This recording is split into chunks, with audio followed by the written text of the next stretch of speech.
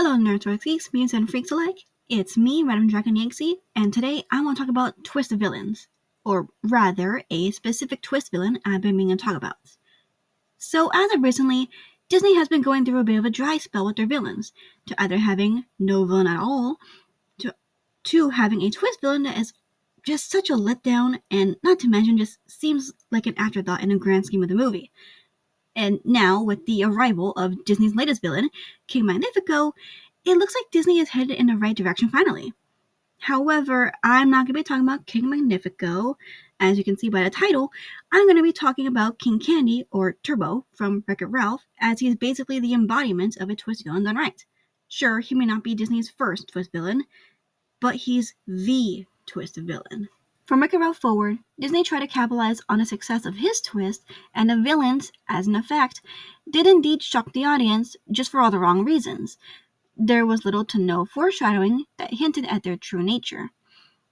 However, the thing that separates King Candy from these villains is that he really isn't a twist villain in the traditional sense. As the audience is fully aware, he's the villain from the start when he first meets Ralph. Instead, the twist is about his identity as Turbo, which gives the audience the reason why he's doing what he's doing, and it adds to his character in the climax. So not only do we get time to see him be actively villainous towards Ralph and Vanellope, the audience gets to actually enjoy him as time goes on in the movie, unlike Hans and Bellwether, who only get around 10 to 15 minutes of screen time of being villains, and it comes straight out of nowhere. Callahan, on the other hand, does get some more screen time, yes. However, he's basically obvious, as the movie itself is so hell-bent on using Aleister Crowley as a red herring. Literally, I don't even know what they're trying to do. It's a 50-50 chance it's either him or Aleister Crowley. Another thing that makes Turbo's twist effective is that there are subtle hints sprinkled throughout the movie that show he's not what he seems and that he doesn't belong in the game Sugar Rush. This in turn makes the movie have rewatch value, so when the movie is viewed on a second time, you can see just how well the twist was established and see how many hints there are that you completely missed. There are a lot of examples that I can list here, and you know what? For the fun of it, let's just go down a brief list now, shall we? So the most obvious example is his backstory, which is explained by Felix to Calhoun. It's during this time that the audience is paying attention to the story, however they're focused on it being presented as world building. It's basically being treated as a cautionary tale that explains why Felix is so determined to bring Ralph back to his game, or else they risk dying or being homeless. On the first viewing, it goes by unnoticed, but upon listening to Turbo's voice in a flashback, you can hear that it sounds the same as King Candy's voice. Then there's also the fact that when King Candy first meets Ralph, he instantly recognizes him, which makes sense as his game was around at the same time as his.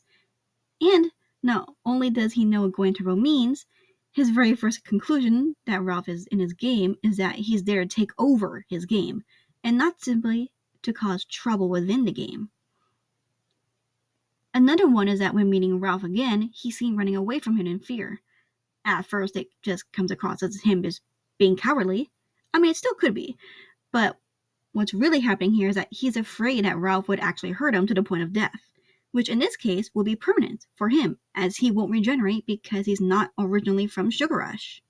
If you leave your game, stay safe, stay alert, and whatever you do, don't die. Because if you die outside your own game, you don't regenerate, ever. Game over. There's also some smaller scale hints and visuals that go by unnoticed after the first viewing, and that's great. It almost becomes like a little scavenger hunt of sorts to see what you missed on the first watch.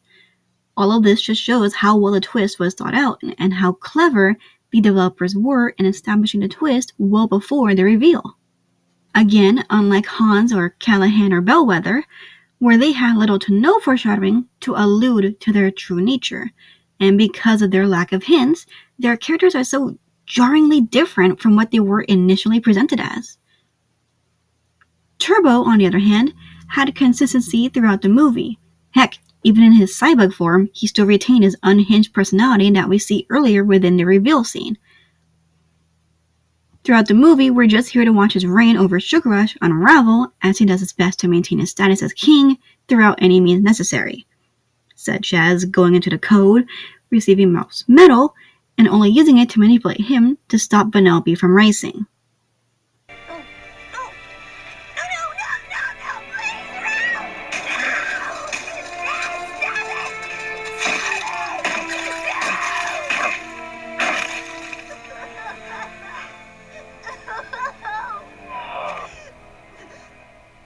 It's also really interesting to watch as he undergoes a few incarnations, with each one being more evil than the last. He went from just being an obsessed racer to an authoritative king to a world-ending threat as a cyborg, all in the same movie, which kind of reminds you of those classic villain transformations that we all know and love. To wrap things up, it ultimately comes down to how well the hints are dropped. If you put too little or next to none, you'll get a villain who seems like a completely different character when a twist is revealed.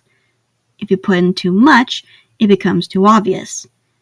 But when you put in just the right amount and use them in subtle yet creative ways, you get a good twist villain, or in its case, a villain with a twist.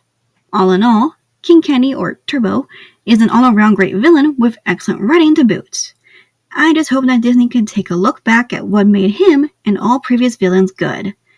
Although with how King Magnifico looks so far in the trailers, it looks like they still have what it takes to make a great villain. Here's to looking for more in the future.